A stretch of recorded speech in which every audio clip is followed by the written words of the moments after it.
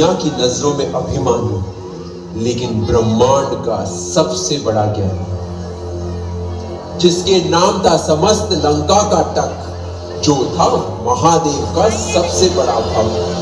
ओम ब्रह्मणे नमः, ओम ब्रह्मणे नमः, ओम ब्रह्मणे नमः, ओम ब्रह्मणे नमः, ओम ब्रह्मणे नमः।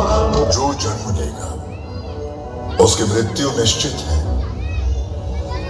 मैं विधि का विधान तो नहीं बदल सकता, अमरत्व छोड़कर कुछ भी मांग लो, मैं तथास्तु कह दूंगा। जानता हूं मैं तुम्हारा हट।